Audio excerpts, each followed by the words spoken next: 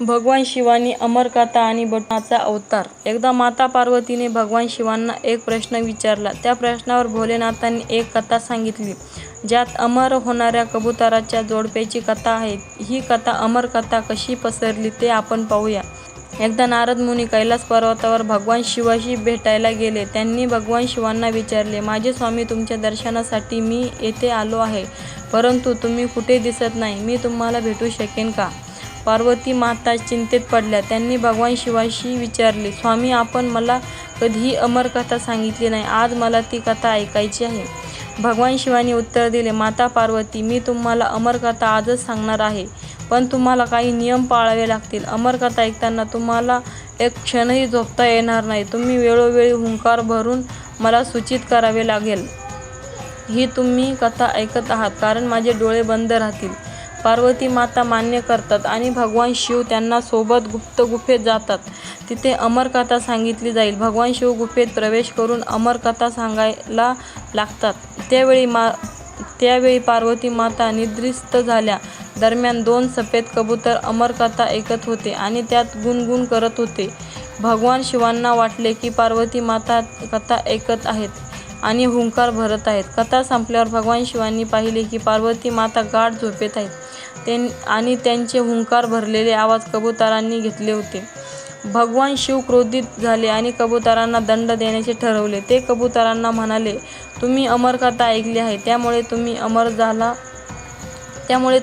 झाला आहात. मी तुम्हाला मारणार आहे. पण कबुतरांनी विनंती केली, प्रभू, कृपया क्षमा करा. आम्ही अवधानाने अमरकथा ऐकली आहे. कृपया आम्हाला दंड देऊ नका. भगवान शिवांनी पार्वती माता कोणत्याही दोषी नसल्याने लक्षात घेतले आणि कबुतरांना क्षमा केली.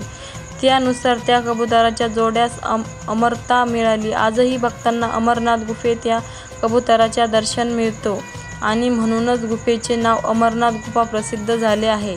बटू अवतार. पृथ्वीची रक्षा आणि मानव कल्याणासाठी भगवान शिवांनी विविध अवतार घेतले आहेत. त्यात एक अवतार म्हणजे बटू म्हणजे लहान मुलगा. पौराणिक कथेनुसार अशोक सुंदरी नावाच्या देवीने एक दैत्याला श्राप दिला होता की त्याच्या व तिच्या भावी पती नहुषांच्या हातांनी होईल. त्या दैत्याने आपल्याला नष्ट करण्याचा निश्चय केला आणि त्यासाठी देवांना त्रास दिला. माता पार्वतीने अत्यंत चिंतेतून नहुषावर हल्ला करणाऱ्या दैत्याला थांबवा, नाहीतर अनर्थ होईल असे सांगितले.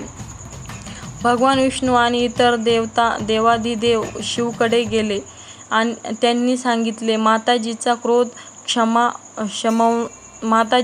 शमवण्यासाठी फक्त महादेवच सक्षम आहेत.